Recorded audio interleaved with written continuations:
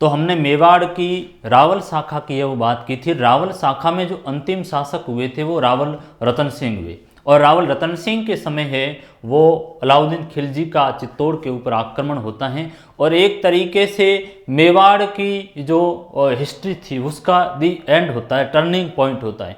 उसके बाद में नए सिरे से मेवाड़ में कैसे उत्थान का काम होता है, तो वह हमीर के समय होता है, राणा हमीर के समय।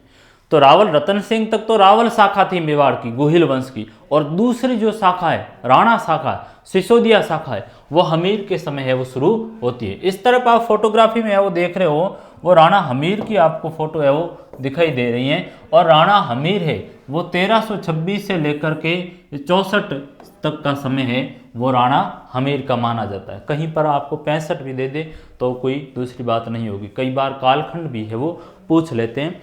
तो राणा हमीर है वो ये सिसोदा ग्राम का था। कहाँ का था? ये सिसोदा करके एक गांव है, उस सिसोदा ग्राम का ये जागीरदार था। सिसोदा ग्राम का जागीरदार था, और सिसोदा गांव का जागीरदार था। इसी कारण है वो आगे जाकर के जो मेवाड़ के गोहिल वंश है वो सिसोदिया कहलाई। क्या कहलाई? सिसोदिया वंश है वो कहलाई, सिसोदिया वंश। तो आपसे पूछा जाएगा कि बताइए मेवाड़ की रावल शाखा का अंतिम शासक कौन था, तो रतन सिंह कहोगे। आपसे पूछा जाए कि मेवाड़ की राणा शाखा का है वो संस्थापक किसको माना जाता है, या फिर कहेंगे कि मेवाड़ की सिसोदिया शाखा का संस्थापक किसको कहा जाता है, तो राणा हमीर को है वो कहा जाता है। सिसोदिया और राणा शाखा दोनों का इसको कहा जाता है। राणा हमीर को है वो विषम घाटी पंचानन की है वो संज्ञा दी गई है। तो किसकी संज्ञा दी गई है? विषम घाटी पंचानन है वो कहा गया। विषम घाटी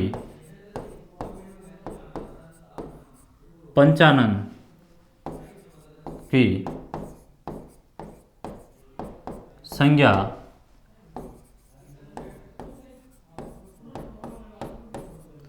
कुंभलगढ़ प्रशस्ति में दी गई है। और विषम घाटी पर जो पंचानन का मतलब ये हुआ कि हमीर है वो लंबे समय तक युद्ध में व्यस्त रहने के कारण है वो इनको क्या कहा गया है? विषम घाटी पंचानन है वो कहा गया। हमीर के समय है वो पुनः मेवाड़ की जो राजधानी बनने का काम है वो होता है, और मेवाड़ को चित्तौड़ को है वो पुनः अपना ये केंद्र बनाने का काम कौन करते हैं? वो राणा हमीर करते हैं। तो चित्तौड़ को है वो पुनः अपना केंद्र बनाया, चित्तौड़ को पुनः अपना केंद्र बनाया। इन्होंने है वो चित्तौड़ में अन्नपूर्णा माता का है वो मंदिर बनाने का काम किया।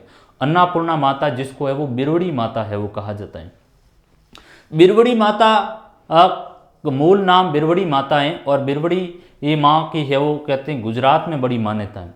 गुजरात में है वो राव नवगण करके हुए थे जूनागढ़ के, और कहते हैं कि राव नवगण की जो फौज है 9 लाख फौज उनके पास में थी, और जब वो 9 लाख फौज को लेकर के है वो युद्ध मैदान में राव नवगण जा रहे थे, तो जाते वक्त है वो बिरवड़ी जी के पास में गए आशीर्वाद लेने के लिए कि हम युद्ध में जा रहे हैं और हमें आप आशीर्वाद है वो प्रदान किए।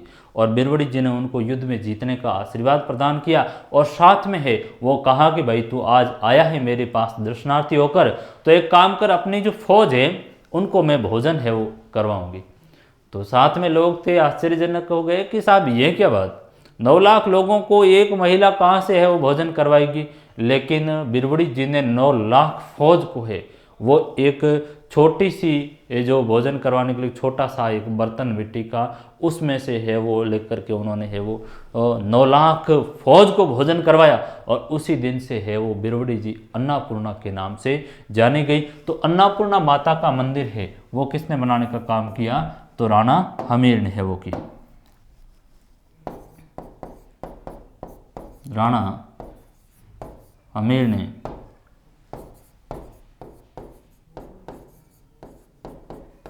अन्नपूर्णा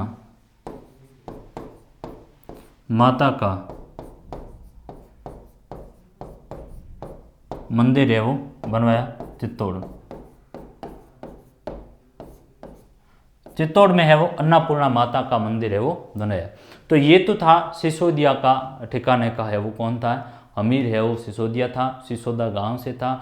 और इसने जो कि हमने देखा था कि मूछाला जो मालदेव को वहाँ पर नियुक्त किया था, तो बाद में है वो मूछाला मालदेव का पुत्र था, उसको यहाँ से है वो भगा कर एक तरीके से जो चौहानों की सत्ता थी, क्योंकि हमने ये कहा था कि रतन सिंह के बाद में है वो अलाउद्दीन खिलजी ने अधिकार कर लिया था। और यहाँ पर किस व्यक्ति को बैठाया था, मूछाला मालदेव था। मूछाला मालदेव कहाँ का था, तो हमने बताया था आपको कि ये जालोर के मूछाला मालदेव, मूछाला मालदेव सोनगरा। तो ये सोनगरा है वो जालोर की सोनगरा शाखा का, जालोर की सोनगरा शाखा का, जालोर की चौहान शाखा का,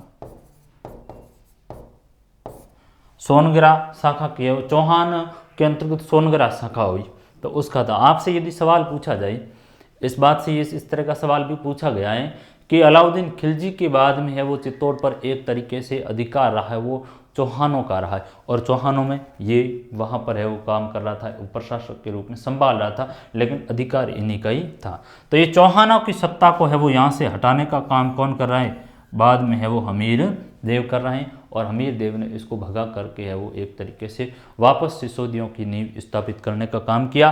तो ये मेवाड़ का पुनर्स्थापक भी है, वो इसको कहा जाता है। पुनः है वो सिसोदा शाखा को स्थापित की, तो ये पुनर्स्थापक भी है, पुनर्स्थापक इसको कहा जाता है। मेवाड़ का उद्धारक की भी है, की संज्ञा भी इसको दी जाती है, तो मेवाड़ के उद्धारक की भी संज्ञा दी जाती है।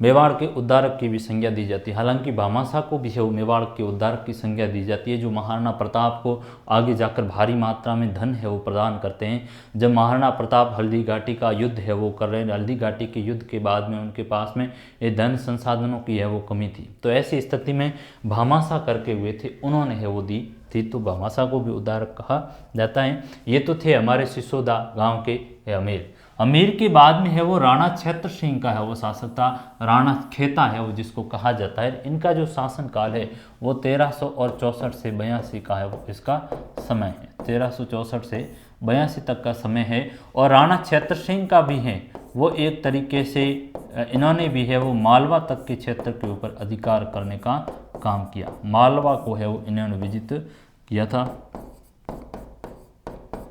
मालवा, आबू,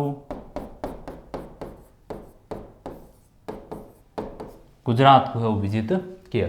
आपको केवल ध्यान ही रखना है, क्रम का आप ध्यान रखें। सिसोदा हमीर के बाद में है वो राणा खेता को है वो ले लीजिए। उसके बाद में जो मुख्य मुद्दा हमारा रहता है वो हम राणा लाखा के ऊपर है वो बात करेंगे।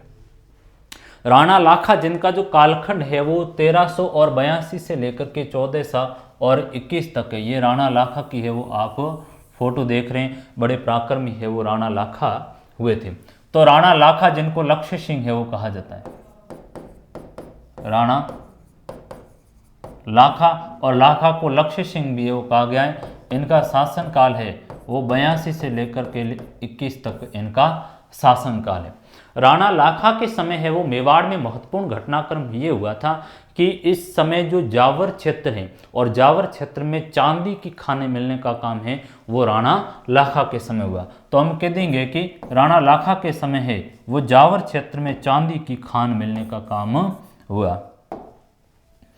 जावर क्षेत्र में, जावर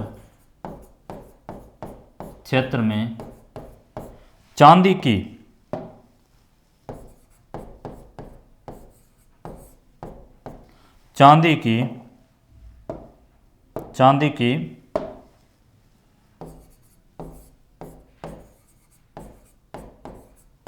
खदानें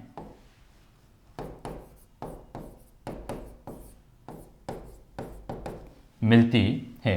राणा लाखा के समय है वो जावर में चांदी की जो खान मिलती है, चांदी मिलती है। पहली बार ये सवाल इस तरह का है वो पूछा गया है, तो कृपया आप ध्यान है वो रखेंगे।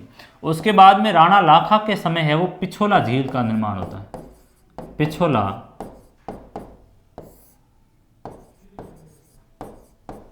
झील की खुदाई राणा लाखा के समय है वो, राणा लाखा के समय सीतर बंजारे ने की थी।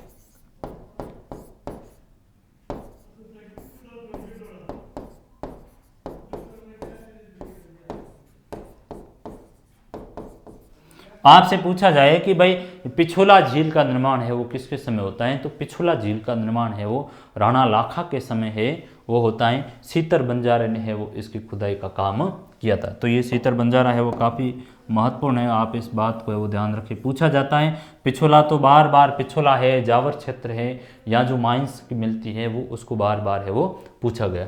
राणा लाखा के समय है वो धनेश्वर है, जोटिंग है, ये इनके समय है वो कवि थे, कलाकार थे, वो राणा लाखा के समय थे। तो ये राणा लाखा की है वो महत्वपूर्ण बात हमारे पास निकल कर आती। राणा लाखा के समय एक महत्वपूर्ण घटनाक्रम हुआ था कि ये जो मारवाड़ है, मारवाड़ के राव रणमल ने अपनी बहन हंसाबाई के विवाह का एक नारियल है वो राणा लाखा के है वो घर भिजवाया था। तो राणा लाखा है वो दरबार में बैठे थे, दरबार सजा हुआ था। तो जो जाकर पुरोहित जी नारियल लेकर गए थे कि महाराज ये नारियल है वो लाया है और आपके पुत्र के लिए, आपके लिए, उन्होंने जो शब्द यूज़ किया था ना कि साहब मैं मारवाड़ से आया हूँ और रणमल ने अपनी बहन हंसाबाई के विवाह का है वो नारियल आपके लिए भिजवाया। अब तो लाखा ने है वो बड़ी मजाक कर ली कि भाई हम बूढ़ों के हैं वो भला नारियल कौन भिजवाएगा, अब हमारे तो श्वेत केस है वो आ गए हैं, कौन ऐसा भेजा सकता है। तो कहा कि आपके नहीं, आपके पुत्र राजकुमार चुंडा के लिए है वो नारियल भिजवाया है और आप इसको एक्सेप्ट करें। तो ठीक बात है, एक्सेप्ट कर लेंगे। लेकिन चुंडा को इस बात की है वो भनक लग गई कि अभी भी है वो फादर साहब को पुनः विवाह करना है। तो चुंडा उस बात से है वो नाराज़ हो गई, अब मुझे विवाह नहीं करना है। क्यों क्यों, कारण क्या, कारण क्या है कि अभी तक महाराज की इच्छा है पुनः विवाह करने की। तो कहा कि ठीक है भाई आप है वो कर दो। लाखा ने कहा ठीक है भाई तू कह रहा है तो हम कर लेंगे, और तो क्या करें। अब पुनः बात वापस पुरोहित जी गए, जोधपुर दौड़ के आए और कहा रणमल से कि वहाँ जाकर मैंने इस तरह से बात कही है और मेरे साथ बड़ी मजाक हो गई, मैंने जो शब्द यूज़ किया था आपके लिए, आपके लिए का मतलब है आपके घर के लिए मैं नारियल लेकर आया। तो ठीक है, रणमल ने कहा कि कोई बात नहीं, यदि राणा लाखा है वो स्वयं विवाह करना चाहते हैं तो हम हंसाबाई का विवाह उनके साथ में करवा देंगे। बशर्त ये है कि हंसाबाई की जो संतान होगी वो ही आगे जाकर मेवाड़ की है वो गद्दी पर बैठेगी, मेवाड़ पर है वो शासन करेगी। तब तो चुनौती वाला कार्य खड़ा हुआ। जो बड़ा लड़का है वो तो राजकुमार चुंडा है और अभी तक शर्त सामने ये रखी गई है कि भाई जो हंसाबाई से संतान होगी वो ही गद्दी पर बैठे। तो मेवाड़ के सामने बड़ी चुनौती हो गई कि इस चुनौती का कैसे निराकरण किया जाए। तब उसी स्थिति में है वो चुंडा भीष्म प्रतिज्ञा करता है कि मैं प्रतिज्ञा कर रहा हूँ कि ये मैं मेवाड़ की राजगद्दी का आज से त्याग करता हूँ। मैं मेवाड़ की राजगद्दी के ऊपर मैं और मेरे वंशज आगे है वो कोई भी अधिकार का हक नहीं करेगा और मैं हमेशा जो हंसाबाई की जो संतान होगी उसका है वो सेवक रहकर है वो सेवा करूँगा। तो एक बड़ा हंसाबाई वाला जो प्रकरण है वो राणा लाखा के समय होता है। तो उस बात को भी हम है वो लिख लेते हैं। ये पिछोला झील का है वो किनारा आप देखिए, कभी जाएं तो आप पिछोला झील में अवश्य ही सैर करें, बहुत ही ये अच्छा है वो कार्य है। झील में बैठकर आप घूमें तो उसको भी याद करें, राणा लाखा को भी याद करें और हमें भी है वो आप अवश्य याद करें। तो हम बात करेंगे यहाँ पर कि राणा लाखा के समय, राणा लाखा के समय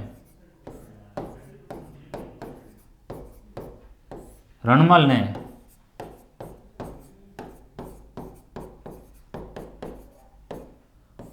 हंसाबाई के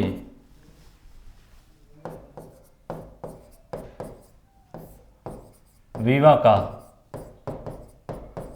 प्रस्ताव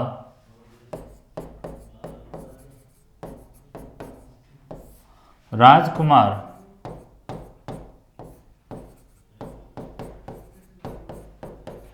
चुंडा के लिए भेजा।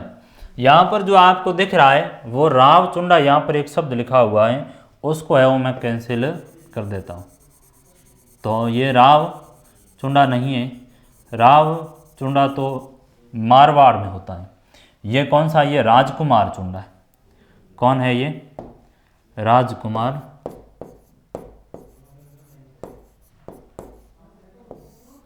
राजकुमार चुंडा है। और मेवाड़ के भीष्म पितामह की इनको है वो संज्ञा दी गई क्योंकि इन्होंने है वो प्रतिज्ञा की थी। तो हम बात को पुनः आगे लेते हैं। विवाह का प्रस्ताव है वो रखा और हम यहाँ कहेंगे कि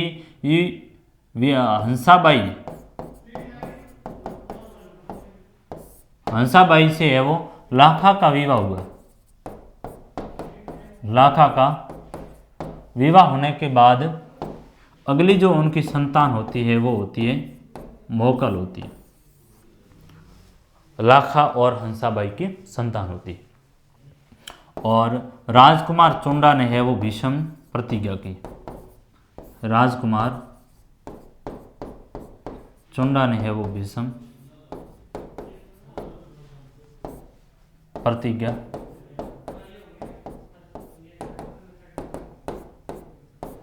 तो इनको है वो मेवाड़ के भीष्म की है वो संज्ञा दी गई है। तो भीष्म प्रतिज्ञा भी की, इसलिए इनको भीष्म जो महाभारत में भीष्म पितामह हुए थे उस तरह से इनको है वो मेवाड़ की भीष्म की है वो संज्ञा भी दी जाती है। तो ये एक तरह से घटनाक्रम है वो राणा लाखा के समय है वो हुआ था।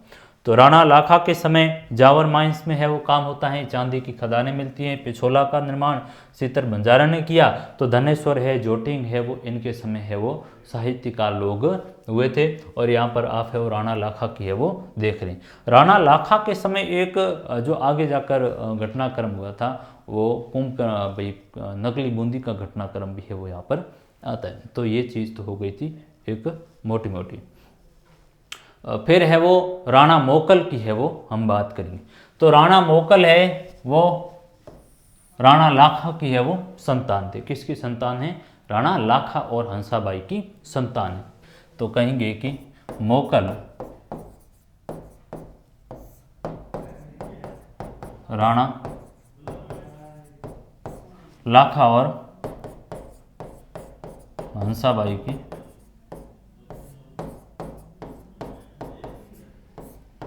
संतान है वो थे। और राणा मोकल के समय है वो मेवाड़ के प्रशासन में रणमल का हस्तक्षेप है वो बढ़ता गया था। तो इसके समय है वो मेवाड़ प्रशासन में रणमल का हस्तक्षेप बढ़ गया था। मेवाड़ के प्रशासनिक कार्यों में रणमल का हस्तक्षेप बढ़ गया था। क्योंकि ये इनका मामा था तो मामा का हस्तक्षेप तो बढ़ेगा भाई कार्यों में। रणमल का हस्तक्षेप बढ़ा। बाद में है वो तो रणमल का है वो हस्तक्षेप है वो बढ़ गया था। और रणमल की एक जो प्रेमिका थी वो भारमली को एक दिन रणमल ने क्या है कि नशे के धुत में ही था और उस समय है वो बात बता दी कि मैं यहाँ जो भी हस्तक्षेप हो रहे हैं प्रशासन में अन्य लोग मेवाड़ के जो बड़े बड़े जागीरदार हैं उनका तो है वो मैं पाटिया साफ ही कर दूंगा, पीछे कोई कमी नहीं रखूँगा। और फिर भारमली ने है वो जा कर के बता दिया। तो फिर बाद में है वो रणमल को यहाँ से है वो एक तरीके से प्रशासन से विवाद हो गया था और मृत्यु का कारण भी है वो भारमली ही हुई थी। तो ये घटनाक्रम है वो हुआ था।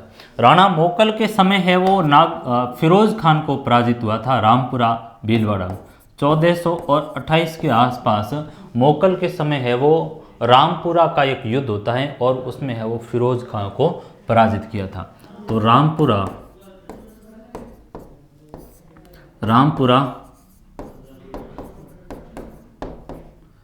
भीलवाड़ा के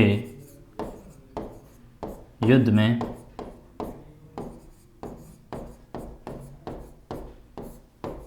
फिरोज खां को पराजित है वो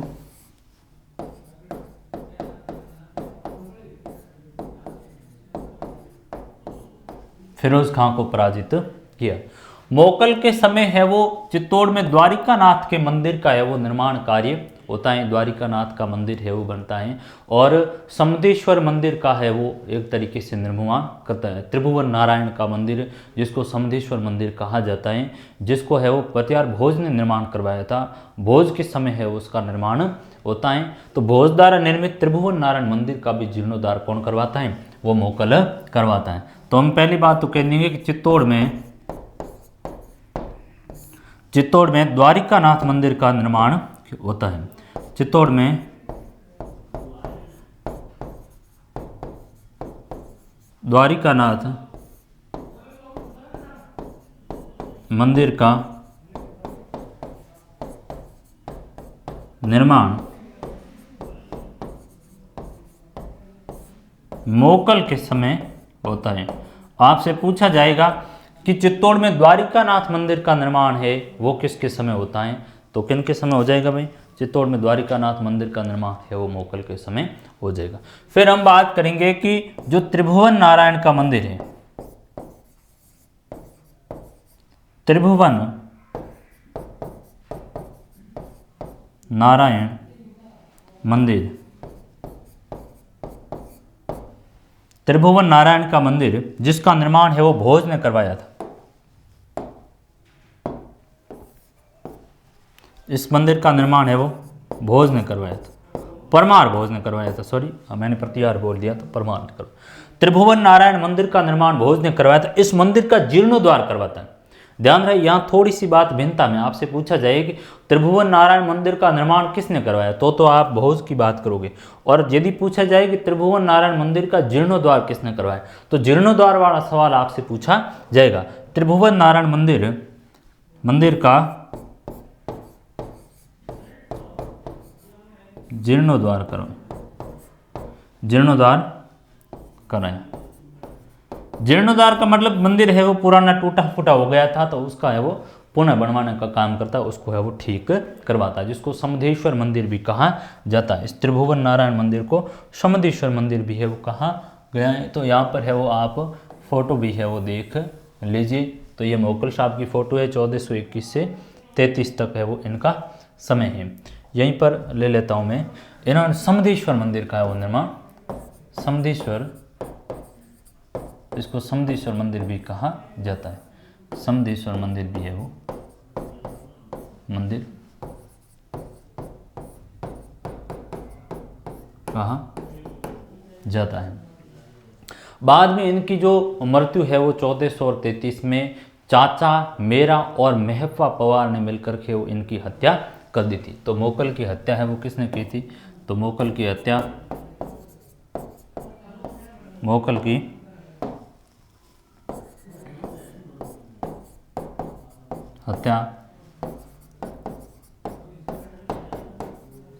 चाचा मेरा, ये मैं प्लस करके लिख रहा हूं तो इसका मतलब हुआ कि ये लोग साथ में थे और भी थे, ठीक है। चाचा मेरा और महपा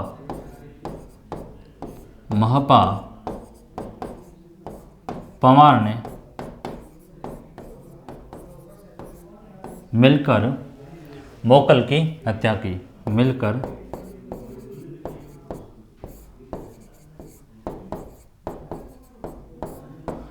है वो मोकल की हत्या की। तो ये तो मोकल के समय का बड़ा बड़ा घटनाक्रम आ गया। अब मोकल से बात को आगे बढ़ाएंगे और मेवाड़ का एक जो शक्तिशाली शासक है, मेवाड़ महाराणा कुंभा है, उनके बारे में बात करेंगे। किस तरह से है वो कुंभा का जीवन वृत्तांत रहा, किस तरह के बड़ी बड़ी है वो घटनाक्रम होते हैं, किस तरह से कुंभा के है वो युद्ध में भी रहता है। कुंभा का बड़ा महत्व है वो और सांस्कृतिक महत्व है, क्योंकि कुंभा के समय साहित्य अपार लिखा गया था। ये खुद भी है वो विद्वानों का संरक्षकदाता था, खुद भी अच्छा कवि भी था, विद्वान भी था, विद्वानों का आश्रयदाता भी था। तो इस कारण है वो कुंभा का नाम आता है। तो ये कुंभा की आप है वो फोटो इस तरफ है वो देख रहे हैं, ये है वो कुंभा है। और फिर आगे ये बात करूंगा, ये चित्तौड़ का है वो किला है। तो चित्तौड़ विजय स्तंभ का है वो निर्माण करता है, चित्तौड़ दुर्ग का निर्माण है वो करवाता है, वो भी कुंभा करवाता है। तो कुंभा का जो शासन काल है वो 1433 से लेकर के 1468 तक है वो कुंभा का शासन काल रहता है। और कुंभा है वो एक तरह से विद्वान व्यक्ति था, विद्वानों का आश्रयदाता भी था। तो कुंभा है वो विद्वान था और विद्वानों का आश्रयदाता भी था, इसलिए इसने अलग अलग उपाधियां भी है वो इस व्यक्ति ने धारण की। इसको है वो दान गुरु कहा जाता है, कुंभा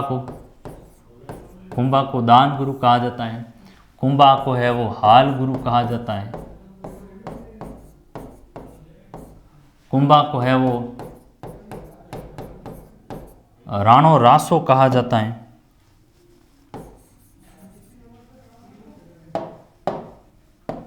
कुंभा को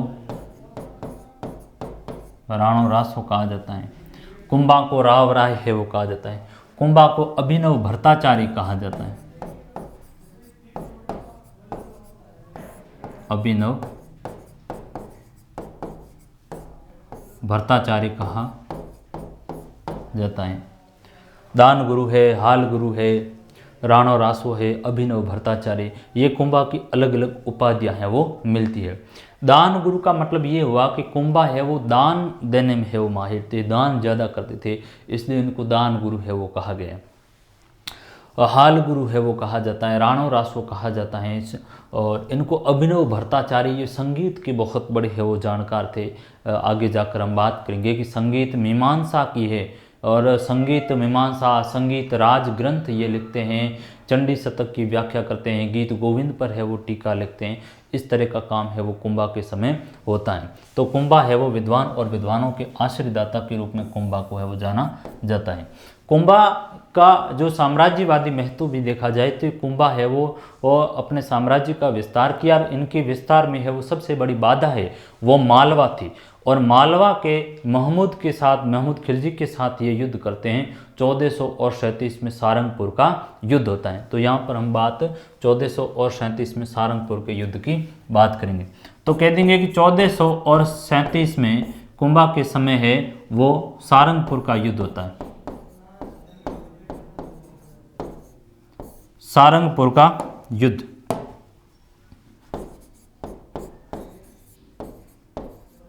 सारंगपुर का युद्ध, और सारंगपुर का युद्ध हुआ था मालवा के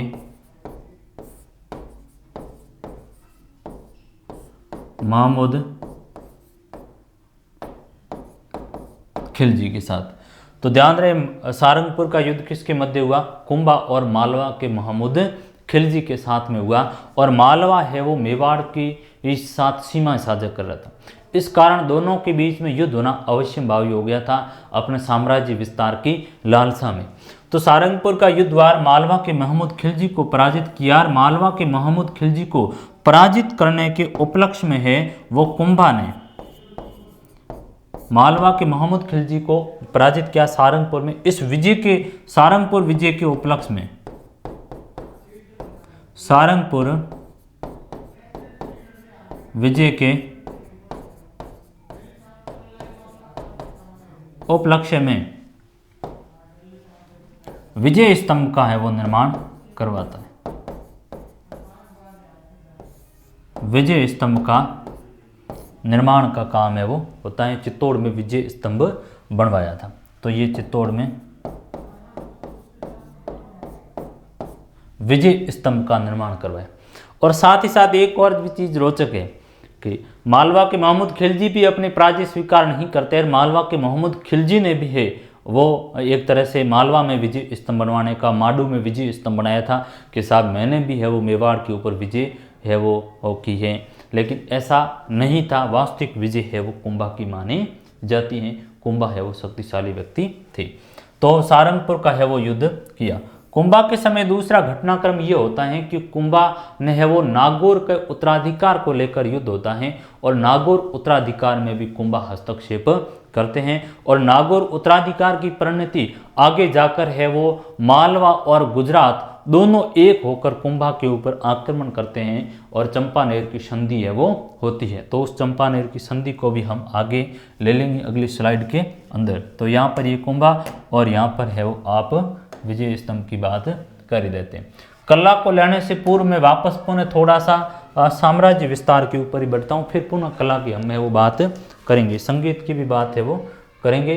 तो पहले है वो सीधे चले जाते हैं हम आवल बावल की संधि, चंपानेर, बदनौर, नागौर के उत्तराधिकार को लेकर प्रसंग उठता है। तो नागौर के उत्तराधिकार को लेकर भी है वो कुंभा के समय युद्ध होता है।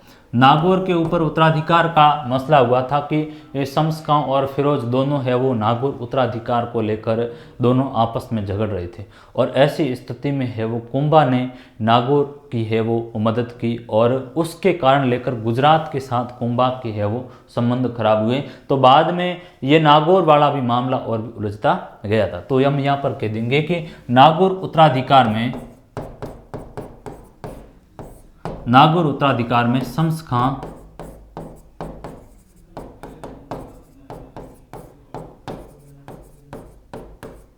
और फिरोज खान के बीच में उत्तराधिकार को लेकर है वो हुआ, और ऐसी स्थिति में कुंभा ने नागौर में हस्तक्षेप किया। तो ये उसकी साम्राज्यवादी नीति थी, जो कि कुंभा भी यहाँ नहीं चाहते थे कि गुजरात का है वो नागौर के ऊपर है वो हस्तक्षेप हो। तो ऐसी स्थिति में कुंभा ने भी इनको एक्सेप्ट नहीं किए। और दूसरी है वो हम यहाँ पर पुनः बात को लेंगे चंपानेर की संधि। अब आगे नागौर मामले से लेकर के गुजरात है वो नाराज हो गया, चूँकि मालवा ऑलरेडी महमूद खिलजी सारंगपुर में मात खा चुके थे, तो वो उस चीज़ से नाराज थे। अब क्या हुआ कि मालवा और गुजरात दोनों ने है वो चंपानेर की संधि की। मालवा और गुजरात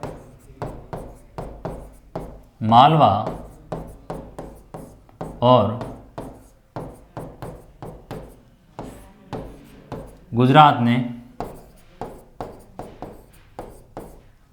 चंपानेर की संधि की और संयुक्त मिशन किया। अब आप इनके लक्षण है वो देखिए, इन्होंने संयुक्त अभियान है वो किया।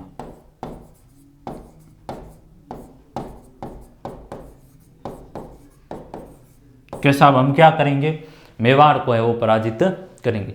ये जो चंपानेर है वो बेसिक रूप से गुजरात का जो क्षेत्र है वो चंपानेर का क्षेत्र पड़ता है, वहाँ पर इनके द्वारा है वो संधि होती है। गुजरात और मालवा दोनों है वो संधि करते हैं। 1456 आपसे पूछा जाएगा कि चंपानेर की संधि किसके बीच में हुई, तो ध्यान रहे चंपानेर की संधि मालवा और गुजरात के बीच में हुई। किसके विरुद्ध में? मेवाड़ के विरुद्ध में। अपोजिशन में कौन था? मेवाड़ था। तो ये मेवाड़ के विरुद्ध में हुई, और बाद में है वो जाकर के ये संधि भी एक तरीके से है वो बिखर गई थी। तो ये तो हो गई चंपानेर की संधि। आवल बावल की संधि भी एक बताई गई है 1453 में। अब आवल बावल की जो संधि की बात है कि राव जोधा और कुंभा के बीच में होती है, चूंकि लंबे समय तक मेवाड़ और मारवाड़ के बीच है वो टकराव की स्थिति रही, और ऐसी स्थिति में एक बड़ी समस्या है वो खड़ी हो गई कि भाई इनके बीच में है वो कब तक संघर्ष है वो चलता रहे। तो आवल बावल की है वो संधि होती है। तो कहेंगे कि आवल बावल की संधि, आवल बावल की संधि मेवाड़ और मारवाड़ के बीच हुई। अब जो इनकी दादी है हंसाबाई, उस हंसाबाई की है वो मदद से हुई, क्योंकि हमने देखा राणा लाखा, लाखा के बाद मोकल, यानी कि मोकल की है वो माँ हंसाबाई थी, और मोकल के बाद में आता है कुंभा। तो इनकी दादी की हेल्प से ली। लंबे समय तक जोधा और ये कुंभा दोनों संघर्ष की स्थिति में थे। तो हंसाबाई ने कहा कि ये ठीक नहीं है, दोनों लड़कों का लड़ना ठीक नहीं। तो ऐसी स्थिति में ये है वो किसकी मदद से हुई, आप ध्यान रखें। तो ये हंसाबाई की हेल्प से है वो हुई थी। तो ये हंसाबाई की मदद से हुई, हंसाबाई की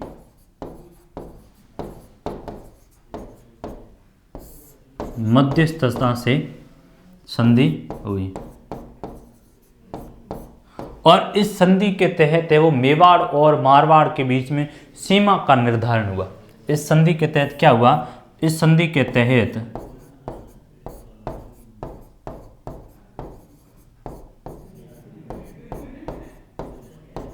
इस संधि के तहत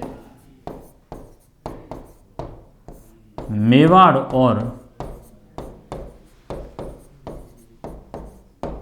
मारवाड़ के बीच सीमा का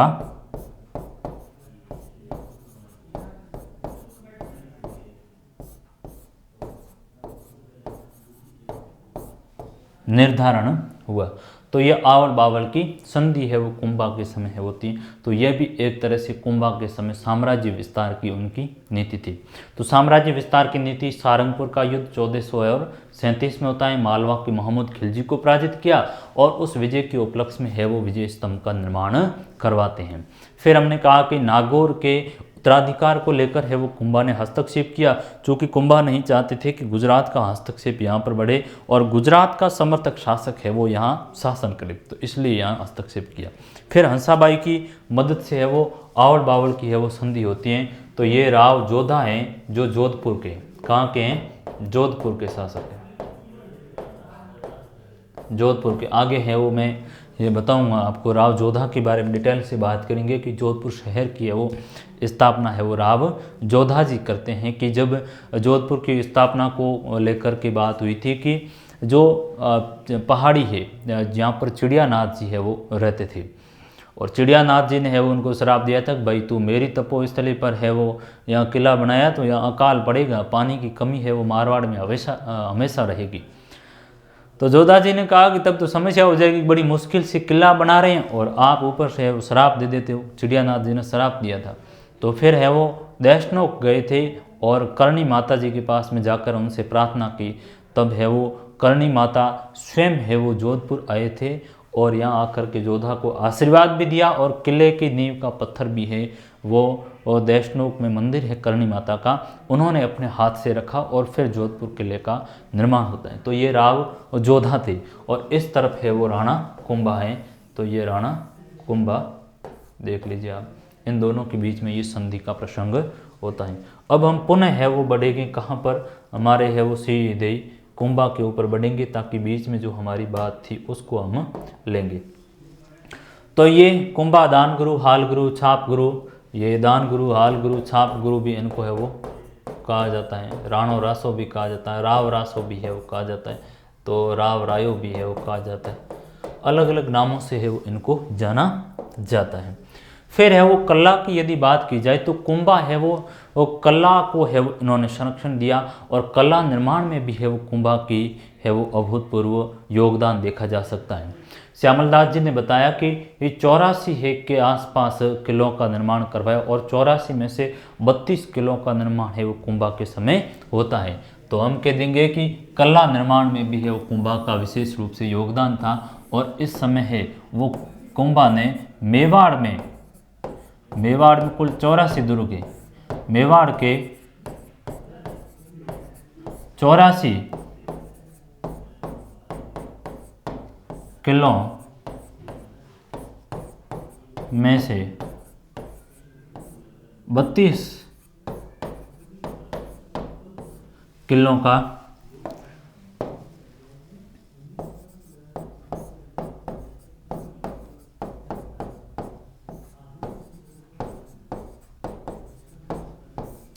मेवाड़ में है वो 84 में से 32 किलों का निर्माण अकेला है वो कौन करवाता है, कुंभा करवाता है। और इन किलों में यदि देखा जाए तो कुंभा ने है वो बेराट के किले का निर्माण करवाया था, कुंभा ने है वो अचलगढ़ के किले का निर्माण है वो करवाया था,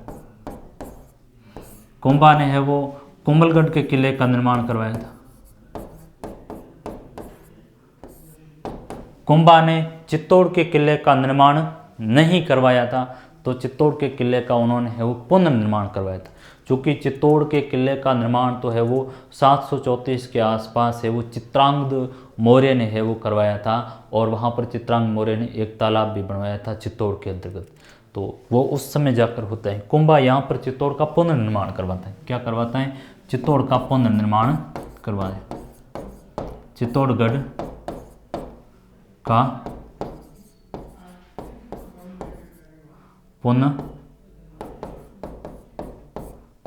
पुनर्निर्माण करवाने का काम है वो करता है। कुंभा ने है वो विजय स्तंभ का निर्माण करवाया था। विजय स्तंभ का है वो निर्माण करवाया।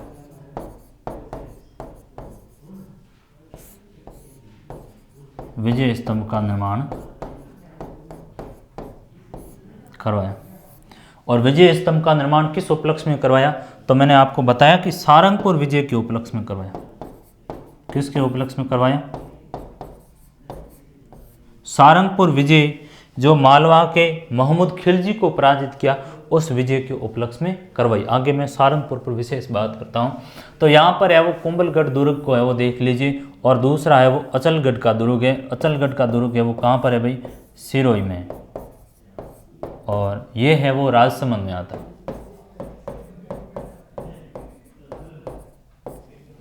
ये राजसमंद में आ जाता है। और इस कुंभलगढ़ किले की आप इस दीवार को देखोगे, कभी आपने पर्यटन किया हो तो इसकी दीवार है वो चौड़ाई में बड़ी है, उसके ऊपर है वो दो तीन घोड़े है वो चल सकते हैं, इतनी है।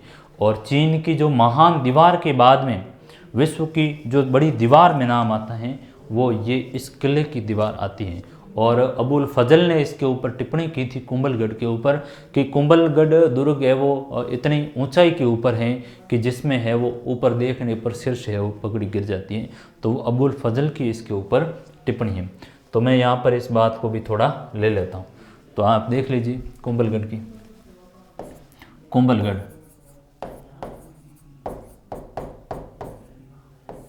कुंभलगढ़, कुंभलगढ़ के बारे में अबुल फजल ने,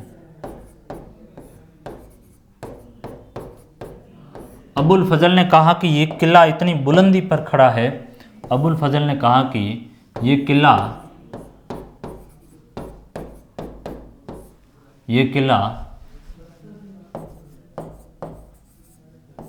इतनी बुलंदी पर खड़ा है, ये किला इतनी बुलंदी पर खड़ा है कि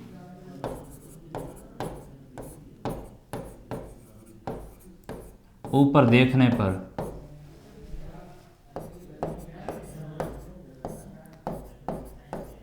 सिर से पगड़ी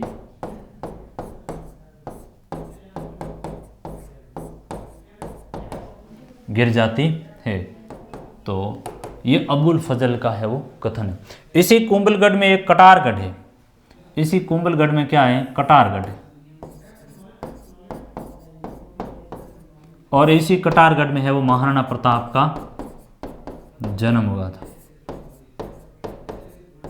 महाराणा प्रताप का जन्म 9 मई 1540 के आसपास है वो महाराणा प्रताप का जन्म हुआ था। 9 मई 1540 ईस्वी को महाराणा प्रताप का जन्म कुंभलगढ़ के कटारगढ़ में हुआ था। तो ये कुंभलगढ़ दुर्ग बनवाने का काम है वो किसने किया था? महाराणा कुंभा के समय होता है। अब यहाँ पर हम बात विजय स्तंभ की करेंगे पुनः, और ये विजय स्तंभ है वो महाराणा कुंभा कालीन स्थापत्य कला का एक अनूठा नमूना है वो कहा जाता है। तो विजय स्तंभ, विजय स्तंभ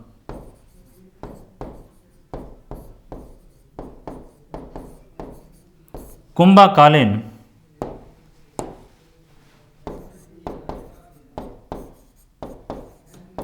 स्थापत्य कला का अनूठा नमूना है। अनूठा है वो नमूना कहा जाता है। इसको है वो एक तरीके से अजाब घर की है वो संज्ञा तक दी गई है। स्थापत्य का विश्वकोश भी है वो कहा गया है। अजाब घर की है वो संज्ञा दी गई है, क्योंकि इसमें कहते हैं कि ये सभी देवी देवताओं की मूर्तियां यहाँ पर रखी गई। तो अजाब घर संग्रहालय की तक के वो संज्ञा दी गई है। और विश्वकोश भी है वो इसको कहा गया, नमूना कहा गया, विश्वकोश कहा गया। और यही जो विजय स्तंभ है वो एक तरह से देखा जाए राजस्थान पुलिस के स्लोगन में भी इसी का आता है। और वीर सावरकर है जिन्होंने अभिनव भारत कर की संस्थान स्थापना की थी, उनका भी उन्होंने अपना लोगो है वो इसी को ही रखा है। तो यही है वो हमारे ये विजय स्तंभ की बात है जो मैंने कहा कि सारंगपुर के उपलक्ष्य में बनाने का काम हुआ था। सारंगपुर विजय के उपलक्ष्य में ये कुंभकालीन है वो आता है, स्थापत्य आता है, ठीक बात है। अब है वो हम कुंभकालीन संगीत के ऊपर है वो आगे बढ़ेंगे कि कुंभकालीन है वो संगीत की क्या स्थिति थी। कुंभकालीन संगीत की यदि स्थिति को देखा जाए तो मैंने कहा कि कुंभा खुद को है वो अभिनव भट्टाचार्य कहा जाता है। क्या कहा जाता है? कुंभा खुद को अभिनव भट्टाचार्य कहा जाता है। अभिनव भट्टाचार्य कहा जाता है। कुंभा है वो कुशल वीणा वादक भी थे। कुंभा क्या थे? कुशल वीणा वादक थे। कुंभा कुशल वीणा वादक थे। उन्होंने है वो संगीत ग्रंथ लिखा था, संगीत राज है वो लिखने का काम किया। तो संगीत राज कुंभा के द्वारा है वो लिखा जाता। हालांकि संगीत राज है वो बहुत पुराना, उनसे पहले है वो लिखा गया था, लेकिन कुंभा ने भी है वो एक लिखा था। तो संगीत राज करके उन्होंने ग्रंथ लिखा जिसके है वो 5 भाग हैं। तो संगीत राज लिखा और इसके है वो 5 भाग हैं। संगीत राज है और संगीत मीमांसा है। संगीत राज, संगीत मीमांसा है। कुंभा के समय है वो कान्हा व्यास हुए थे जिन्होंने एकलिंग महात्म्य करके एक ग्रंथ लिखे थे, उसमें भी है वो संगीत के बारे में जानकारी मिलती है। तो कान्हा व्यास हुए थे, कान्हा व्यास। और कान्हा व्यास ने है वो एकलिंग महात्म्य की रचना की।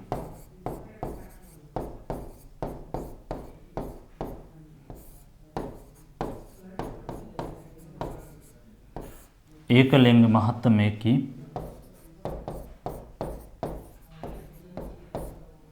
है वो रचना की। तो ये कुंभकालीन है वो संगीत के बारे में हमें जानकारी मिलती। कुंभा खुद को अभिनव भट्टाचार्य की उपाधि है वो दी गई, इसको है वो संज्ञा दी जाती। आपसे पूछा जाएगा अभिनव भट्टाचार्य है वो किसको कहा गया? तो कुंभा को। क्यों? क्योंकि संगीत वादन में है वो जानकार थे संगीत के, और उन्होंने है वो कुशल वीणा वादक भी थे, और उन्होंने संगीत राज है वो ग्रंथ लिखा, संगीत मीमांसा है, और कान्हा व्यास ने है वो एकलिंग महात्म्य करके है वो ग्रंथ लिखा। तो ये वीणा की एक फोटो इसके अंतर्गत है वो दी गई है। तो ये संगीत राज, संगीत मीमांसा, और इसके समय है वो और भी है वो साहित्य लिखा गया था। इन्होंने है वो चंडी शतक की है वो व्याख्या की, गीत गोविंद की टीका है वो लिखी, वो भी संगीत से ही संबंध थी। तो और भी साहित्य में हम बात कर लेते हैं, कुंभकालीन लिखी गई है वो साहित्य।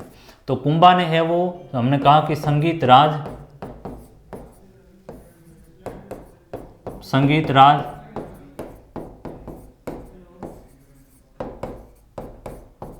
संगीत मीमांसा, इन्होंने है वो गीत गोविंद पर है वो टीका लिखी थी।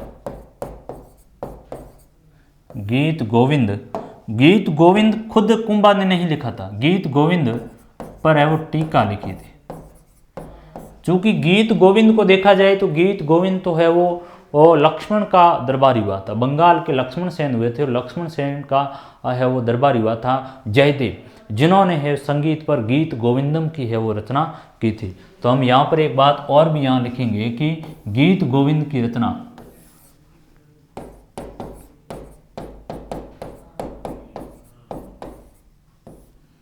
गीत गोविंद की रचना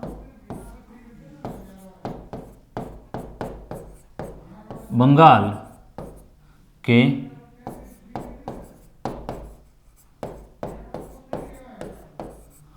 लक्ष्मण सेन के दरबारी, जिनका नाम था जयदेव। क्या नाम है भाई? जयदेव। जयदेव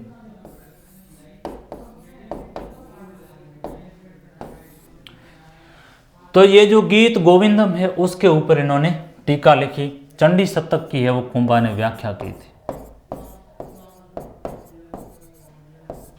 चंडी शतक की व्याख्या की। ये भी कुंभा के किसको दर्शाता है? काव्य प्रेम को दर्शाता है कि उन्होंने है वो काव्य के प्रति उनका कितना लगाव था।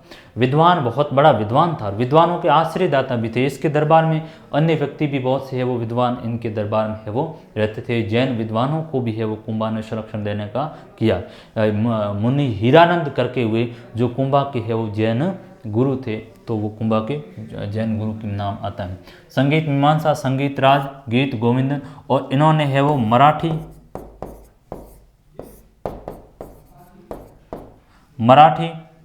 कन्नड़,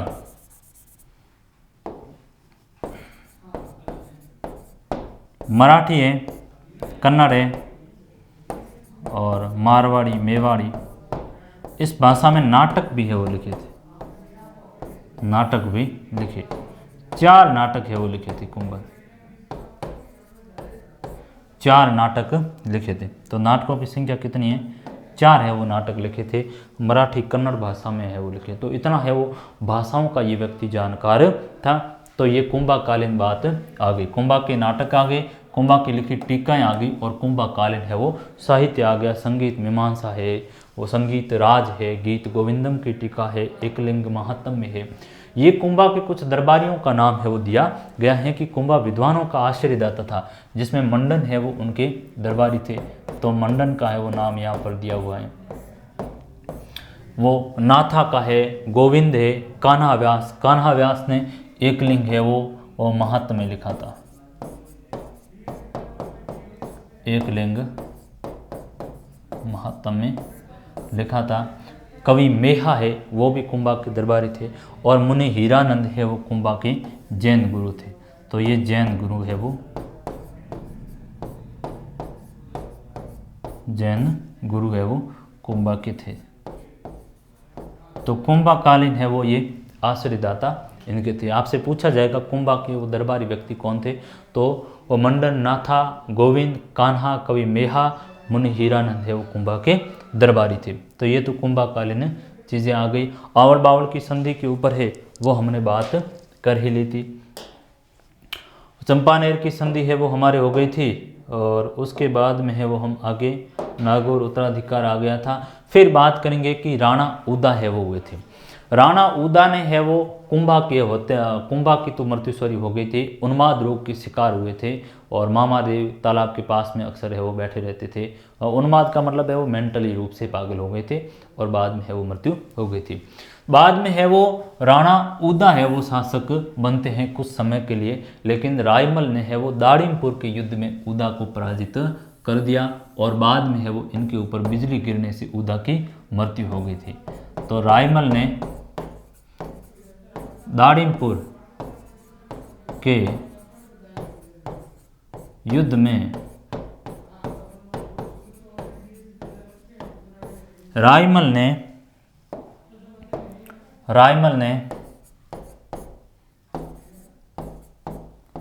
उदा को पराजित है वो किया, और बाद में इनके ऊपर है वो बिजली गिर गई थी। तो ये एक नया संकट आ गया बेचारे के ऊपर। वैसे भी आफत तो आई हुई थी, ऊपर से वो बिजली गिरी था। बिजली गिरने से इनकी वो मृत्यु हो गई थी। तो बिजली गिरने से वो इनकी मृत्यु हुई, बिजली गिरने से इनकी मृत्यु हो गई थी। तो ठीक है, यहाँ से चीज़ इतनी पुटअप होती है। बाकी महत्वपूर्ण रूप हमारे लिए कुंभा है वो आता है, दूसरा है वो मेवाड़ महाराणा सांगा आता है। तो उनसे सवाल ज़्यादा होनी है, इसलिए यहाँ जो मोटी मोटी चीज़ बनती उसको लेंगे, बाकी जो डिटेल जहाँ आवश्यकता है वहीं पर हम लेंगे। तो ये है वो रायमल का समय आता है 1473 से लेकर 1569, और रायमल के है वो पुत्र पृथ्वीराज हुए, जिसमें पृथ्वीराज का नाम आता है, सांगा का है वो नाम आता है। महाराणा सांगा आगे जाकर के वो मेवाड़ में शक्तिशाली शासक होते हैं। तो ये रायमल की बात हम कर ही देते हैं। रायमल, एक तो मैंने कहा कि दाड़िमपुर का युद्ध लड़ा है ना, दारिमपुर का है वो युद्ध लड़ने का काम कर रहे हैं रायमल कर रहे हैं। रायमल ने है वो चित्तौड़ में अद्भुत जी का है वो मंदिर का निर्माण करवाया था। तो रायमल ने है वो चित्तौड़ में अद्भुत जी का मंदिर का निर्माण करवाया था। चित्तौड़ में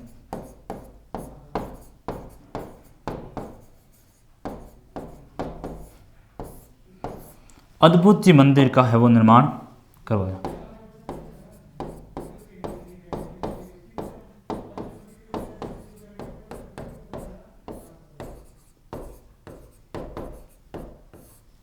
अद्भुत जी मंदिर का निर्माण कौन करवाता है? रायमल है वो करवाता है।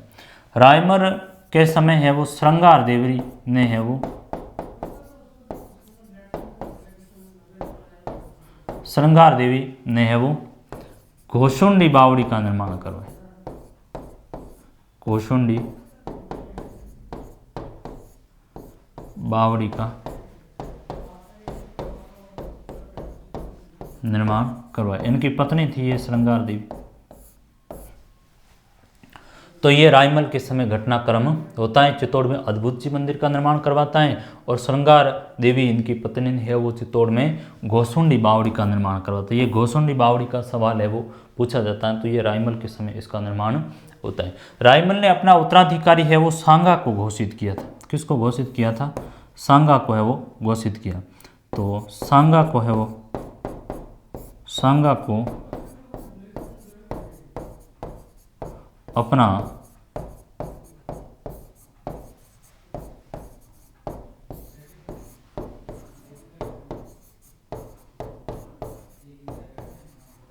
उत्तराधिकारी घोषित किया।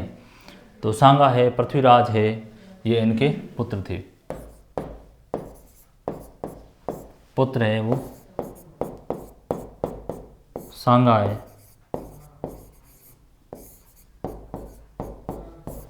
पृथ्वीराज है। फिर भाइयों में आपसी कलह भी है वो होती है। तो वो भी एक बड़ी चुनौती है। रायमल की मृत्यु हो गई और उत्तराधिकार संघर्ष। रायमल ने तो घोषित किया था मेरे बाद में है वो सांगा को बना देना, लेकिन फिर आगे जाकर के सभी है वो आपस में युद्ध शक्तिशाली थे, तो इसलिए कहा कि नहीं साहब हम है वो शासक बनेंगे। तो संघर्ष कलह है वो शुरू हो जाती है। अब है वो बात राणा संग्राम सिंह की करेंगे। राणा संग्राम सिंह को राणा सांगा है वो कहा जाता है। यहाँ पर आप एक फोटो देख रहे हैं, आपको लग रहा होगा कि ये मेवाड़ महाराणा प्रताप की फोटो है, तो शायद ऐसा सोच रहे हैं तो आप गलत हैं। प्रताप की फोटो नहीं है, क्योंकि आप देखिए यहाँ से एक तो आँख से ये हैं थोड़े से आँख इनकी फूट गई थी, एक है वो आँख फूट गई थी, एक हाथ है वो कट गया था, शरीर के ऊपर है वो इन्होंने है वो 80 के आसपास घाव थे। इसलिए वो कर्नल टॉड ने इनको सैनिकों का भग्नावशेष की है वो संज्ञा दी गई है। महाराणा सांगा का जीवन है वो पूरा जीवन युद्ध के मैदान में ही गुजरा है। असंख्य इन्होंने है वो युद्ध की, तो एक युद्ध में इनका एक हाथ तक है वो कट गया था। ठीक बात है, बात को है वो शुरू करते हैं। राणा संग्राम सिंह, और राणा संग्राम सिंह को इनको सांगा है वो कहा जाता है। आपको बार बार देखने को मिलेगा, मैं भी बोलूँगा बार बार सांगा। तो सांगा कहो या महाराणा संग्राम सिंह एक ही बात है।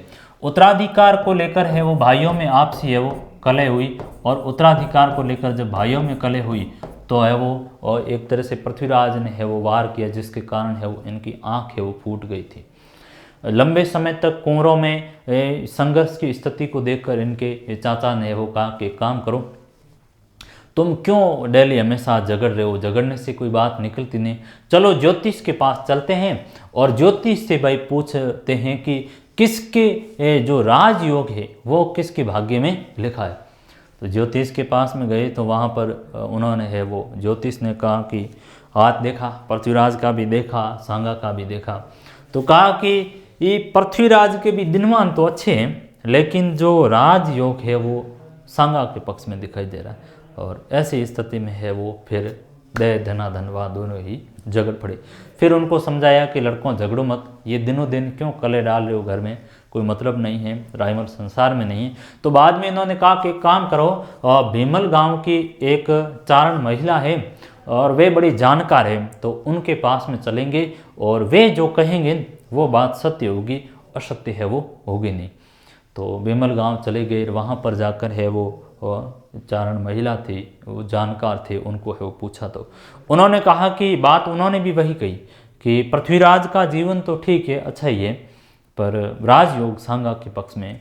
फिर है वो पृथ्वीराज ने सांगा के ऊपर वार किया और वहाँ से है वो सांगा भाग कर चले गए। लंबे समय तक है वो अजमेर है वो रहे थे।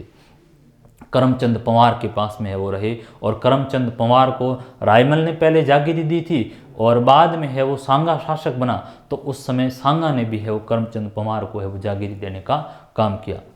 अजमेर के पास में श्रीनगर में है वो रहे थे। तो ये सांगा का है वो जीवन रहा। उत्तराधिकार को लेकर है वो भीमल गांव की चारणी के पास में भी गए थे। चारण महिला,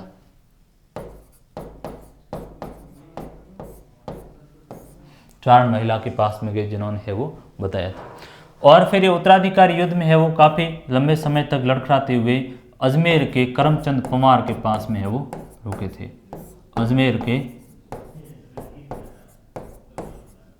करमचंद पंवार के पास में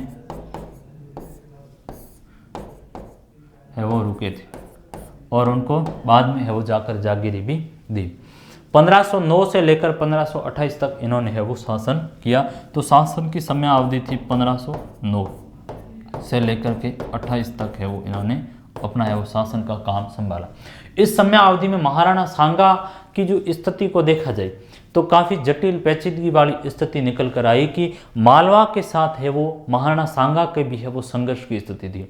और इसी समय दिल्ली के ऊपर भी एक शक्तिशाली शासक है वो बैठा है, लोधी वंश का शासक है वो शासन कर रहा है, इब्राहिम लोधी है वो इस समय शासन कर रहे हैं।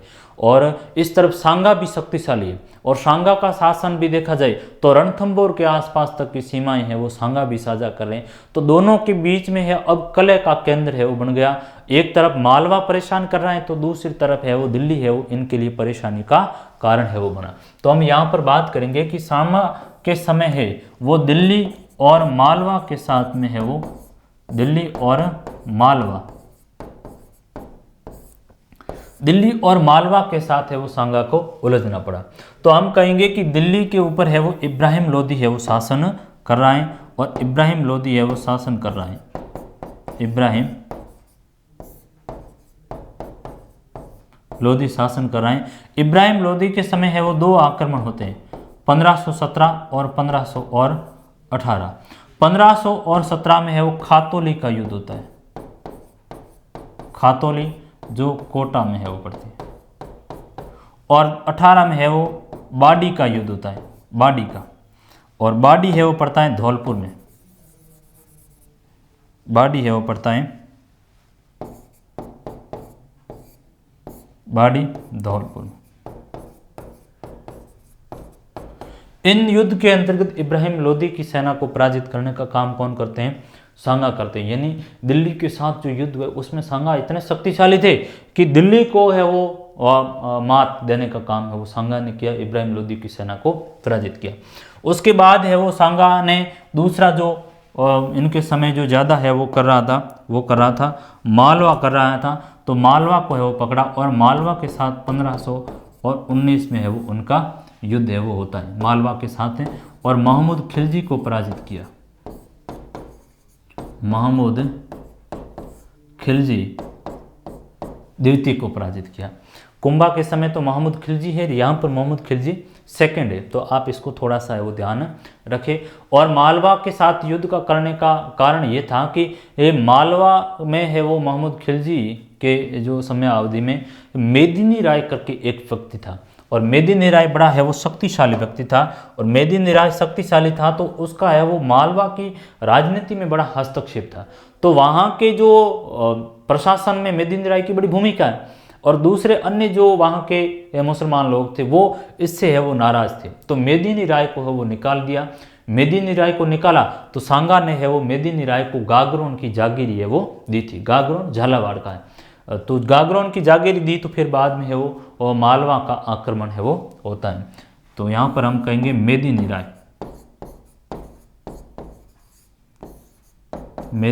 राय और मेदिनी राय को गागरोन की जागीरी दी। गागरोन की जागीरी।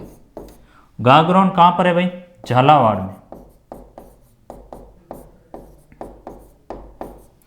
और यही मेदिनी राय है वो आगे जाकर खानवा के मैदान में महाराणा सांगा की हेल्प भी करता है। तो ये मेदिनी राय काफ़ी है वो ढंग का व्यक्ति। यही जो 1519 मालवा का युद्ध हुआ, इसमें एक बात ये भी मानी जाती है कि महाराणा सांगा के बड़े पुत्र हुए थे भोजराज। महाराणा सांगा के बड़े पुत्र का नाम है वो भोजराज था। तो भोजराज की डेथ इसी युद्ध में है वो होती है। भोजराज की मृत्यु, भोजराज की है वो मृत्यु होती है, शहीद है वो होते हैं, ऐसा कहा जाता है। हालांकि ये भी चीज़ है वो काफ़ी विवादित आती है। महाराणा सांगा के बड़े पुत्र है वो भोजराज हुए थे। भोजराज की ही पत्नी मीराबाई हुई, जो राजस्थान की भक्त कवयित्री हुई। और मीराबाई है वो लंबे समय तक भगवान कृष्ण की वो उपासना यहाँ करती रही। बाद में गुजरात चली गई, और गुजरात में कहते हैं कि रणछोड़ राय का जो मंदिर है, भगवान कृष्ण का मंदिर है, उस मंदिर में है वो एक दिन है वो मीराबाई मूर्ति के अंदर समाहित हो गई। मीराबाई कहा करती है, मेरो तो गिरधर गोपाल दूजो कोई नहीं, तो मेरा तो है वो कृष्ण है, उसके अलावा कोई नहीं। हालांकि रानी कर्मावती जो मीराबाई की सासू थी और राणा सांगा की है वो धर्मपत्नी जी थी, उन्होंने कोई कमी नहीं रखी थी। जो सासुएं अक्सर है वो बहुओं को मधुर प्याला पिलाती हैं, वही प्याला जहर का इन्होंने भेजने में कोई कमी नहीं रखी थी। तो ये संग्राम सिंह की है वो हमने बात की। मालवा के साथ मोहम्मद खिलजी का है वो आक्रमण को है वो इन्होंने नेस्तनाबूद किया था। तो दिल्ली और मालवा को है वो घटनाक्रम है वो किसके समय होता है? सांगा के समय होता है। महाराणा सांगा के द्वारा प्रमुख है वो लड़े गए युद्ध की बात हमने की। खातौली का युद्ध है वो 1517 के अंदर, और बाड़ी का युद्ध है वो 1518 के अंदर हुआ था। ठीक है, ये खातौली और बाड़ी के युद्ध का बताया गया है, युद्ध का है वो दृश्य बताया गया। ठीक बात, आगे बात को हम और लेते हैं। गागरोन झालावाड़ का युद्ध है वो 1519 में हुआ, मोहम्मद खिलजी के साथ में हुआ। तो गागरोन का युद्ध हो गया। अब हम बयाना के युद्ध की बात करें। बयाना का युद्ध है वो फरवरी 1527 में हुआ। तो बयाना कहाँ पर है भाई? भरतपुर में है बयाना है वो भरतपुर में। अब यहाँ पर एक चीज़ और देखने वाली बात है, चीज़ ये देखने आई है कि इस समय है वो मुगलिया सल्तनत की नींव पड़ती। मुगलिया सल्तनत का मतलब हुआ मुगल साम्राज्य की नींव पड़ती है, और वो नींव रखने का काम है वो बाबर करता है। कौन करता है? बाबर। थोड़ी सी मैं बात को यहाँ पर आपको थोड़ी और समझाता हूँ, आप इस चीज़ को है वो थोड़ा सा समझिए। घटनाक्रम ये हुआ था कि 1526 में है वो बाबर ने भारत पर आक्रमण किया, और आक्रमण किया तो दिल्ली के ऊपर एक व्यक्ति है वो शासन कर रहा है। दिल्ली पर एक व्यक्ति शासन कर रहा है जिसका नाम है इब्राहिम लोदी। इब्राहिम लोदी है वो दिल्ली के ऊपर शासन कर रहा है। बाबर ने आक्रमण किया 1526 में। पानीपत का है वो इस समय युद्ध होता है, और इस युद्ध में है वो इब्राहिम लोदी की क्या होती है? पराजय है वो होती है। अब घटनाक्रम ये था कि इब्राहिम लोदी का चाचा आलम खान था, और आलम खान है वो पंजाब प्रांत का गवर्नर था। और इस समय है वो बाबर जगह जगह भटक रहा है, वो काबुल जीतने का काम है वो कर रहा है, वहाँ से आगे बढ़ रहा है। और आलम खान ने इन्होंने है वो यहाँ से कागज़ भेजा था बाबर के पास कि साहब आप आओ, दिल्ली के ऊपर आक्रमण करो और इब्राहिम लोदी को है वो पराजित करो, क्योंकि इब्राहिम लोदी से आलम खान और ये नाराज़ थे, इनको है वो उत्तराधिकार से वंचित होना पड़ा था, शासन व्यवस्था से एक तरीके से। तो फिर पानीपत हुआ, पानीपत से वो दिल्ली की सत्ता को बाबर ने कब्जा कर लिया। दिल्ली की सत्ता को कब्जा किया था। बाबर ने देखा कि इस समय जो भारत है उसमें बाबर ने अपनी किताब बाबरनामा करके एक पुस्तक लिखी थी, और उसमें है वो 2 शक्तिशाली हिंदू शासकों का उल्लेख किया था। तो मैं उस बात को थोड़ा सा आपको बताऊंगा कि बाबर की जो आत्मकथा थी वो बाबरनामा, क्या नाम है? बाबरनामा। और बाबरनामा में है वो बाबर ने उल्लेख 2 हिंदू शासकों का उल्लेख किया था, 2 शक्तिशाली हिंदू शासक, 2 शक्तिशाली हिंदू शासक। एक तो महाराणा सांगा का नाम बताया उसने,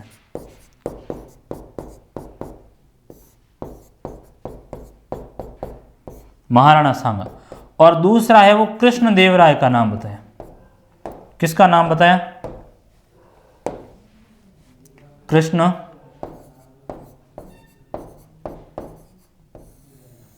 कृष्णदेवराय ये विजयनगर साम्राज्य के थे। विजयनगर साम्राज्य जो आज का कर्नाटक है वहाँ पर विजयनगर साम्राज्य पड़ता है, वहाँ थे। मैंने 12th क्लास पढ़ाई थी वहाँ पर, उसमें बताया था। कृष्णदेवराय का चैप्टर आपके 12th में आता है। तो महाराणा सांगा, कृष्णदेवराय और इन दोनों का जिक्र किया। बाबर ने कुंभा का भी उल्लेख किया था। एक बात और भी मैं यहाँ लिख लेता हूँ कि बाबर ने अपनी किताब बाबरनामा में कुंभा का भी उल्लेख किया। आपसे पूछा जाए कि है वो किसका उल्लेख है वो बाबर ने किया था, तो कुंभा और सांगा दोनों का शासक के रूप में है वो सांगा का उल्लेख किया था। अब बाबर यहाँ पर एक बात कहता है कि साहब जब मैंने दिल्ली के ऊपर आक्रमण किया इब्राहिम लोदी के ऊपर, तो मुझे है वो सांगा ने पहले कागज भेजा था कि आप दिल्ली पर आक्रमण करो, और सांगा ने यह भी कहा था कि आप युद्ध आक्रमण करोगे तो हम आपकी है वो मदद करेंगे, हेल्प करेंगे। लेकिन सांगा ने मेरी कोई हेल्प नहीं की, इसलिए मुझे है वो सांगा के साथ युद्ध करना पड़ रहा है। तो ये बहाना है वो बाबर का था। हालांकि इस तरह की स्पष्टीकरण की चीज़ें हमें नहीं मिलती हैं कि सांगा पत्र बुलाकर क्यों वो पराजित दिल्ली के ऊपर क्यों आक्रमण का बात कहेंगे, जबकि सांगा खुद तो है वो इब्राहिम को पहले 2 बार पराजित कर चुका है। तो कोई समस्या वाली बात रहती नहीं है कि सांगा है वो बाबर को कागज लिखे के भाई तू आ यहाँ पर और दिल्ली के ऊपर आक्रमण कर, मैं तेरी है वो हेल्प करूँगा। ऐसी कोई चीज़ है वो नहीं मिलती। ठीक बात है। हम बात बयाना भरतपुर का युद्ध फरवरी 1527 की बात करते हैं। तो ये फरवरी 1527 में हुआ, और फरवरी 1527 में हुआ तो इस युद्ध में है वो सबसे बड़ी बात यह है कि बाबर को है वो बाबर को पराजित किया। किसने? सांगा ने। सांगा ने बाबर को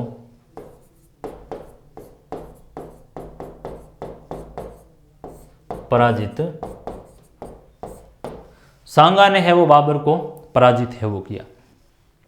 अब यहां से एक बड़ा टर्निंग पॉइंट चेंज होता है, और वो पॉइंट ये है कि आप फरवरी माह का जो समय है, फरवरी माह का जो समय है, इस समय अवधि में तो बयाना का युद्ध होता है। आपसे पूछा जाएगा बयाना का युद्ध है वो कब हुआ, तो ये बयाना का युद्ध होता है आपका फरवरी 1527 में होता है। 26 नहीं, सॉरी 27। तो 27 में होता है। इसमें तो बाबर पराजित होता है और सांगा विजय होता है। लेकिन इससे आगे चलकर है वो थोड़े समय बाद में एक युद्ध होता है खानवा का। कौन सा होता है? खानवा का युद्ध। खानवा का युद्ध, और वो होता है 17 मार्च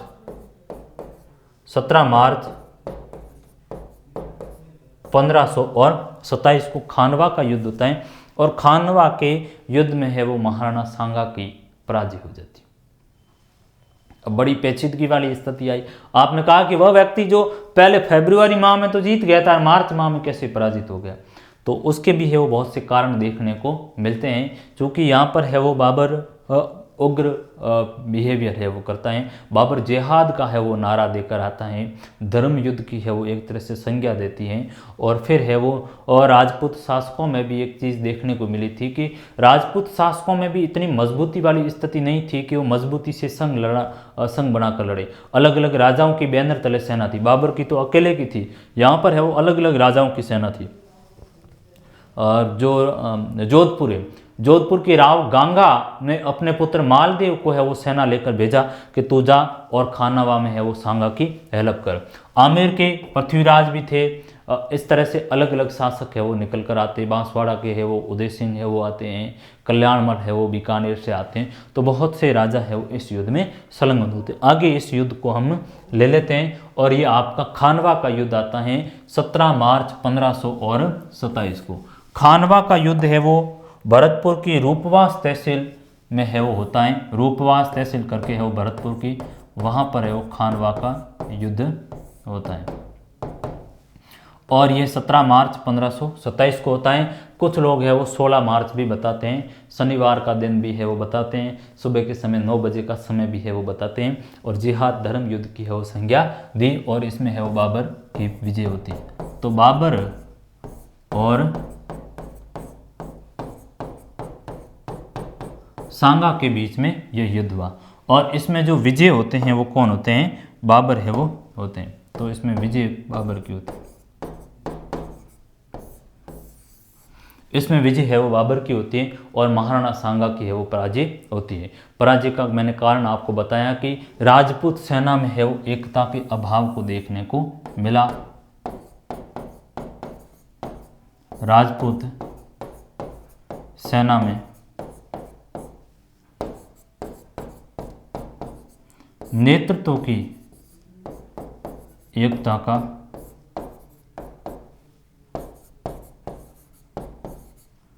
अभाव मिला। दूसरा जो कारण यह था कि बाबर ने है वो युद्ध की एक पद्धति लेकर आया था जिसको तुलुगामा पद्धति कहा जाता है। तुलुगामा पद्धति, तुलुगामा पद्धति युद्ध की एक ऐसी पद्धति थी, उसमें जैसे आप देखोगे तो बाबर ने क्या किया कि भाई ये फौज है, ये सेना का एक हिस्सा है और ये सेना का हिस्सा है वो, ये सामने सपोज कीजिए आप महाराणा सांगा की सेना है, इसके सामने ये सेना है वो लड़ रही है। तो ये सेना लड़ रही है, बीच में एक सेना की टुकड़ी यहाँ पर रिजर्व है वो दे दी गई है और यहाँ से है वो गोला बारूद का भी है वो प्रबंध किया गया है। दूसरी टुकड़ी एक इस तरफ से वार करेगी, एक इस तरफ से वार करेगी। बाबर खुद है वो बीच में है और एक सेना की टुकड़ी है वो पीछे रखी गई थी। तो ऐसी स्थिति में ये सेना लड़ते लड़ते थक जाएगी तो पीछे वाली सेना इसको घेर देगी। तो इस तरह की एक तुलुगामा पद्धति, आपको केवल इतना ही ध्यान रखना, आपसे नहीं पूछा जाएगा कि तुलुगामा पद्धति कैसी होती है। आप तो केवल परीक्षा पास करने के लिए तुलुगामा पद्धति अपनाइए, जो चीज़ें आपको पढ़ाई जाती हैं उन चीज़ों का आप बेहतर तरीके से वो कीजिए, अच्छी तरह से वो कीजिए, तो आपकी वो तुलुगामा पद्धति से आप है वो विजय हो जाओगे। तो तुलुगामा युद्ध पद्धति है वो बाबर की विजय के सबसे बड़ा है वो कारण रही थी। और राजपूत सेना में नेतृत्व की एकता का अभाव हमें देखने को मिला है, जिसमें अलग अलग लोग है वो नेतृत्व को लेकर आपस में झगड़ पड़े थे। मालदेव अपनी अलग सेना लेकर लड़ रहा था, तो पृथ्वीराज अपनी अलग सेना लेकर है वो लड़ रहा था, सभी है वो शासक अलग अलग लड़ रहे थे। तो सुबह 9 बजते ही फटाफट कार्यक्रम को समेट है वो दे दिया गया था। महाराणा सांगा की है वो पराजय हो जाती और भारत में है वो मुगल साम्राज्य की नींव है वो बाबर डालता है और एक शक्तिशाली साम्राज्य खड़ा हुआ। मेवाड़ है वो पतन की स्थिति के ऊपर आकर है वो खड़ा होता है। तो ये खानवा का युद्ध है। आपसे खानवा है वो बार बार पूछे जाने की संभावना रहती है, जिसमें विजय है वो किसकी होती है, तो बाबर की है वो विजय होती है, ये होती है। दूसरा एक और भी कारण था कि इसमें सलहदी तंवर करके व्यक्ति हुए थे जो काफी सीनियर पर्सन थे। सलहदी तंवर,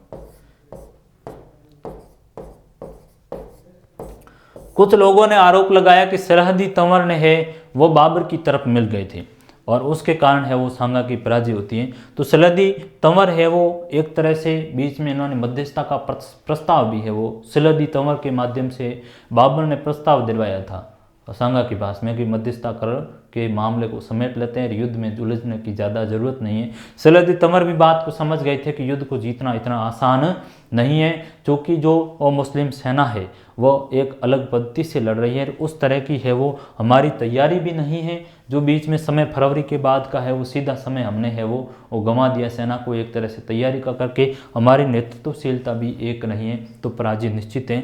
लेकिन सांगा है वो नहीं माने और बाद में है वो सांगा युद्ध मैदान में ही एक तरह से घायल हो गए थे और घायल सांगा को है वो बसवा दौसा ले जाया गया, जहाँ पर है वो उनकी चिकित्सा इलाज का लिए है वो काम किया। तो खानवा में है वो खानवा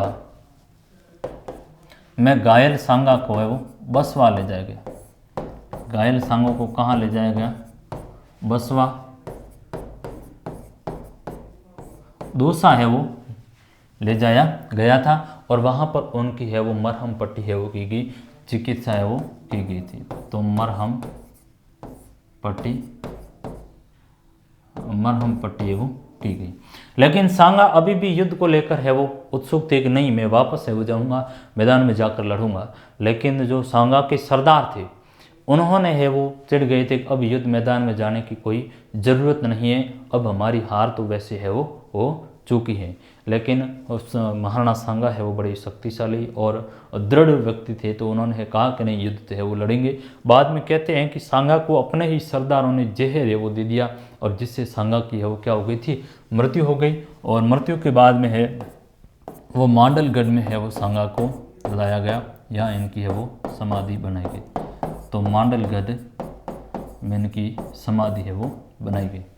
समाधि यानी मृत्यु के बाद में है वो समाधि। बसवादोसा में है वो इनको घायल को है वो लाया गया था। तो ये सवाल पूछा जा सकता है, युद्ध तो भरतपुर रूपवास तहसील में हो रहा है, लेकिन घायल होने के बाद में बसवादोसा में लाया, मृत्यु है वो यहाँ पर हो जाती है, और मांडलगढ़ में इनकी है वो समाधि बना दी गई थी। तो ये सांगा का एक है वो जीवन रहा।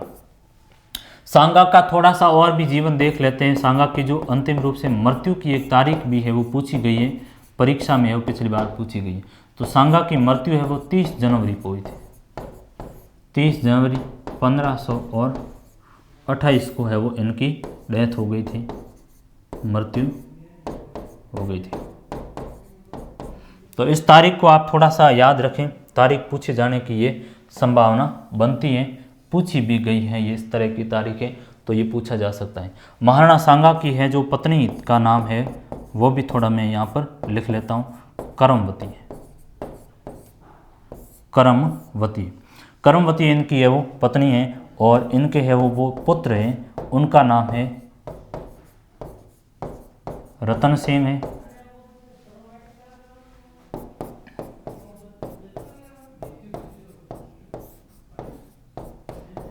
विक्रमादित्य हैं,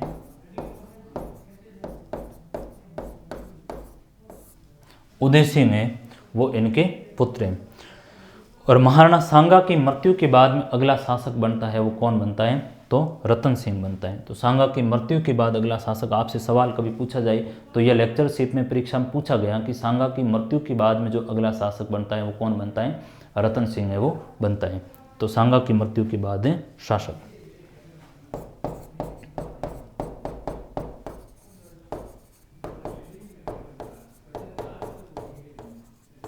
तो ये तो हमारे है वो हो गया था मेवाड़ में राणा शाखा को हमने कर लिया है मोटा मोटा तौर से। आपके यहाँ से जो सवाल आपके बनने की गुंजाइश रहती है उन चीज़ों को हमने देख लिया।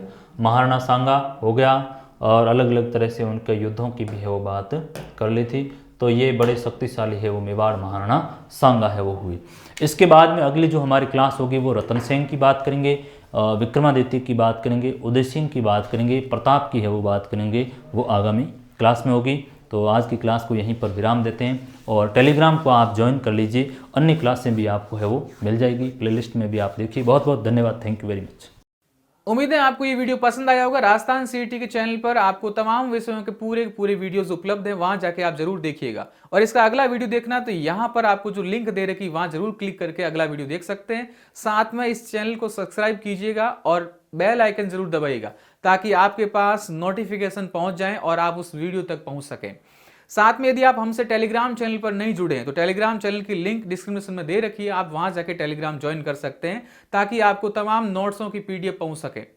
Thank you very much.